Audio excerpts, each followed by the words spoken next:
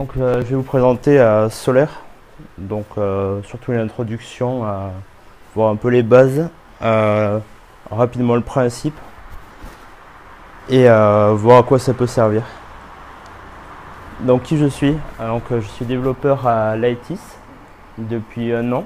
Je m'appelle Sébastien déjà. Et je fais du dev PHP et JS, donc pour le moment essentiellement site web et après surtout appli. Et bien sûr je suis un éternel perfectionniste et toujours à la recherche des petites optimisations à faire pour le code. Alors un bref historique de Solaire. Donc ça a été créé par CNET Network qui est basé sur Lucene, qui lui date des années 2000 à peu près. Donc en 2006, après, il a été donné open source et offert à Apache. Et en 2008, du coup, et après pas mal de travail, ils ont sorti la version 1.3 avec beaucoup d'optimisation et une recherche distribuée, ce qui fait qu'en fait, on peut le rendre disponible sur plusieurs serveurs parallèles et du coup diviser la charge de travail. Après, en 2011, le projet Lucene et Solaire du coup ont fusionné. Donc ils sont toujours distribués séparément, mais officiellement en fait les deux ont à peu près le même code source et du coup le même numéro de version. Et en 2015, ils ont sorti une grosse version avec Solaire Cloud, qui était pour attraper la différence qu'ils avaient avec Elasticsearch, qui fait ça nativement. Donc c'est avoir un petit peu des instances séparées pour les recherches. Donc c'est pareil, ça revient à se regrouper sur la recherche distribuée. Et une fonction OCR du coup pour scanner les PDF et les images pour en extraire le texte. Donc sur le principe, c'est un serveur de recherche full text. Donc c'est-à-dire qu'il va se baser beaucoup sur le texte, le langage, un petit peu comme fait Google, si on utilise des ou, des mots de jonction. Et il est surtout pratique pour la recherche, qui est basé sur une structure non fixe. C'est-à-dire que du jour au lendemain, on peut lui donner des documents qui ont des champs qui n'existaient pas avant, et il va les rajouter uniquement pour ces fiches-là. Il ne va pas créer des champs sur les anciens qui resteront vides. Ensuite, on a aussi le bon avantage d'avoir la recherche à facettes, donc qui permet en fait d'avoir en gros un compteur de résultats en fonction de la recherche. Typiquement, c'est ce qu'on a en fait sur les sites de vente, où quand on dit par exemple on coche qu'on veut la marque Apple, ça met entre parenthèses 106 produits. Et du coup, quand on l'a vu avec le partage des instances, c'est clusterisable. Donc on pourrait se dire qu'on peut facilement faire un moteur de recherche avec de simples requêtes SQL, si on est motivé et qu'on a quelques week-ends à perdre. Il y en a qui ont essayé, je ne citerai pas. Mais voilà, il y a l'avantage qu'il y a pas mal de fonctions qui sont déjà existantes, donc les facettes, qui sont, pour ceux qui ont essayé, déjà très lourd à gérer. Le surlignage de mots trouvés, donc bêtement, vous voulez chercher poulet dans un livre, ça vous affichera le mot, ça vous proposera une syntaxe en fait pour l'afficher et le mettre en évidence. Et un résultat avec des scores, donc simplement ça va donner un poids plus ou moins grand pour ordonner. Si vous voulez faire apparaître les plus pertinents en premier, ça peut aider. Et du coup la flexibilité de la pertinence, du coup par rapport au premier, on peut appliquer des boosts. Donc en fait on va dire si le champ title est pour vous plus important, vous pouvez donner une valeur plus forte. Donc si le mot qu'on cherche est dans ce champ là, il ressortira avec un poids plus important. Et aussi la recherche géospatiale qui est pas mal.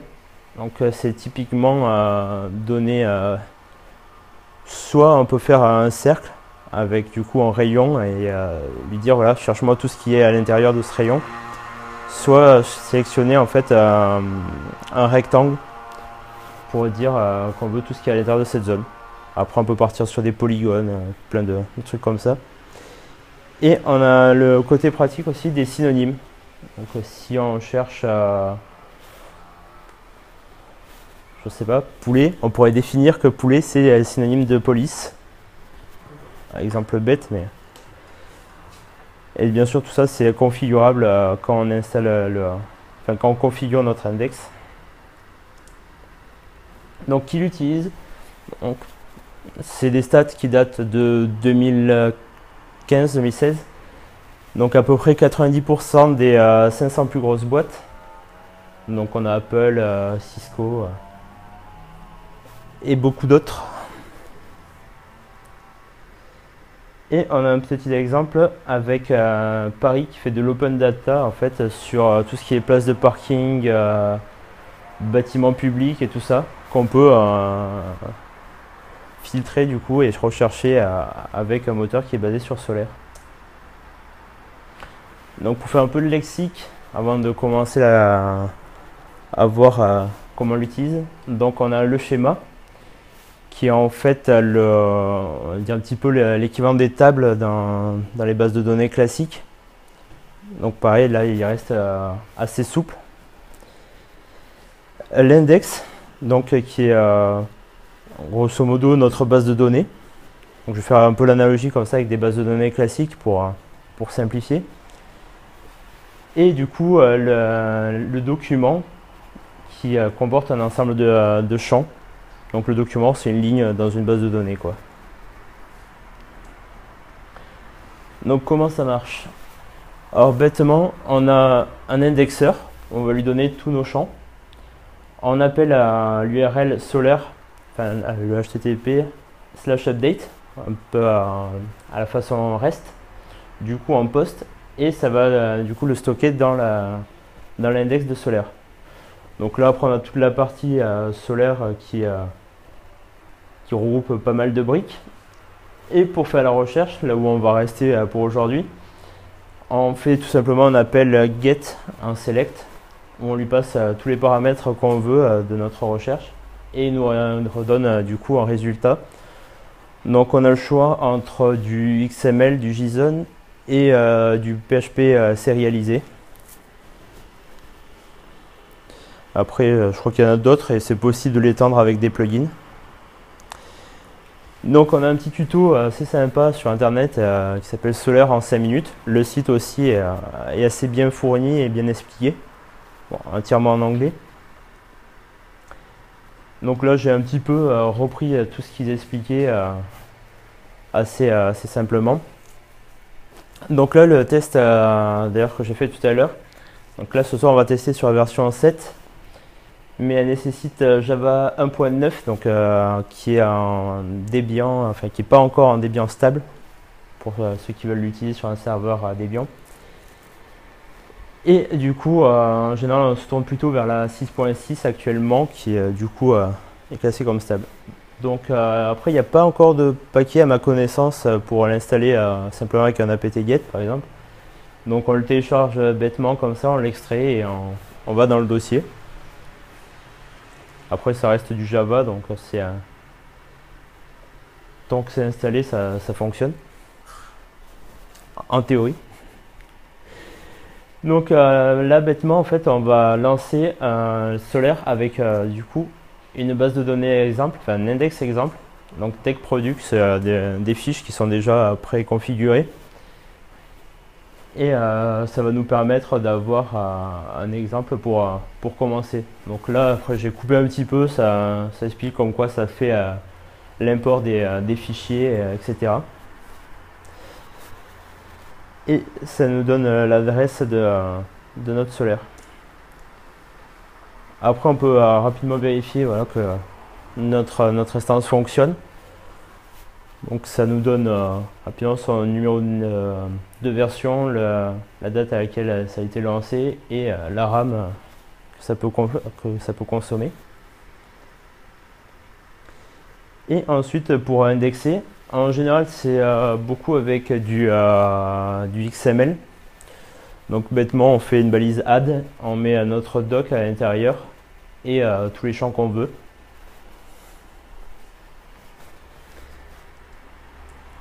Et ensuite, du coup, on peut passer à notre première recherche. Du coup, on va avoir toujours la syntaxe pour l'URL. Donc solaire, parce qu'on est dans solaire. TechProduct, du coup, c'est le nom de notre index. Et select pour dire qu'on fait une recherche.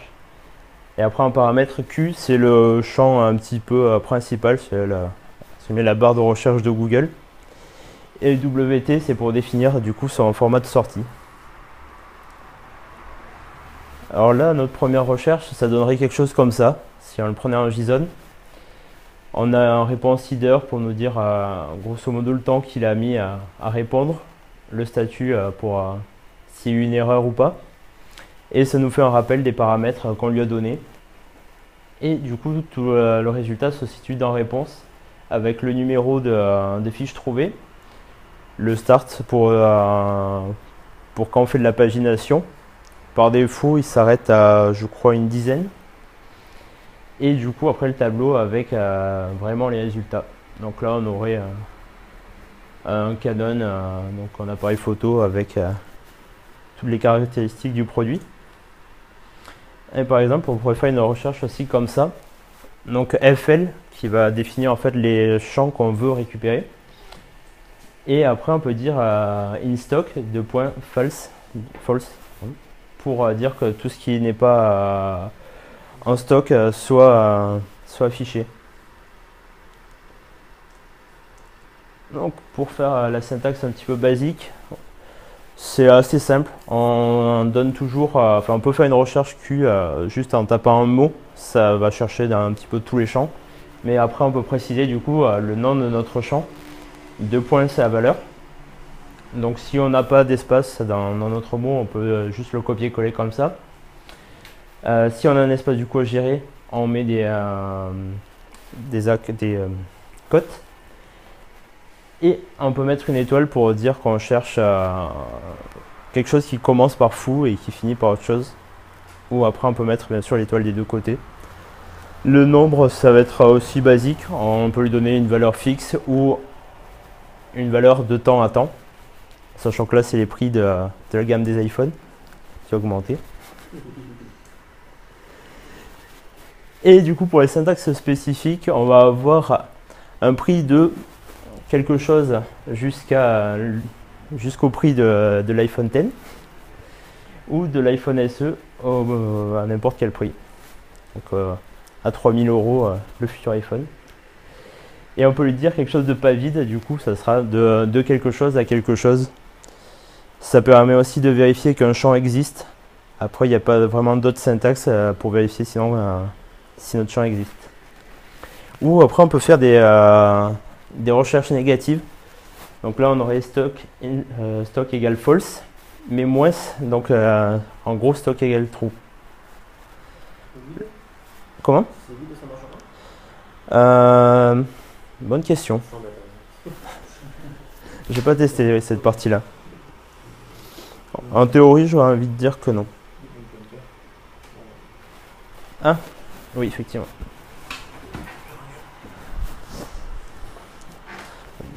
Donc là, avant l'heure du test, je l'ai un petit peu avancé.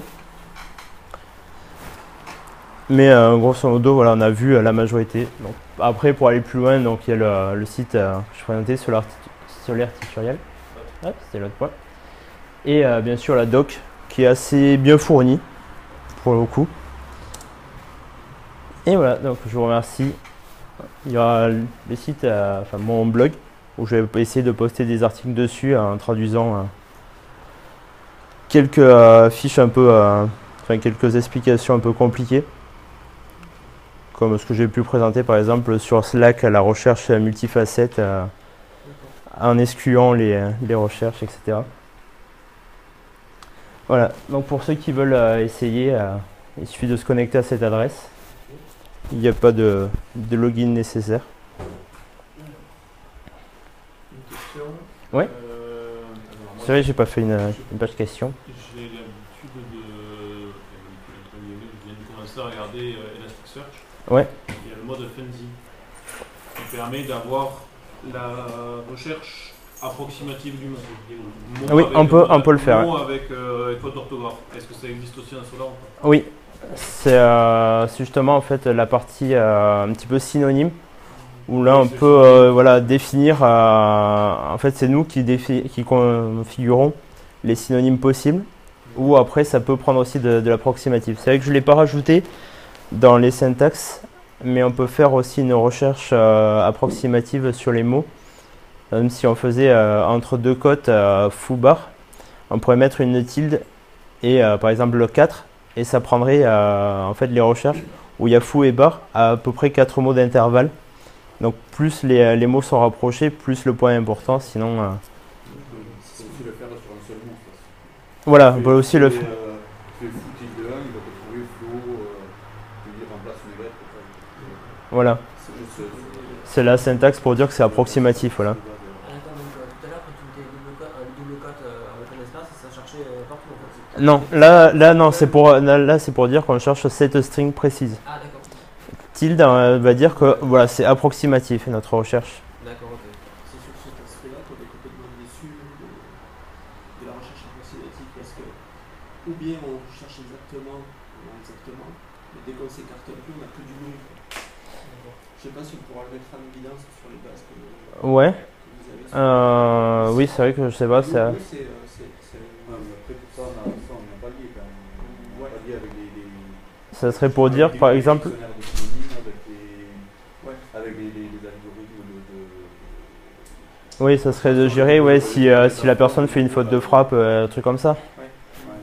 Oui, effectivement, en général, ouais, Solaire le gère plus, lui, comme des synonymes.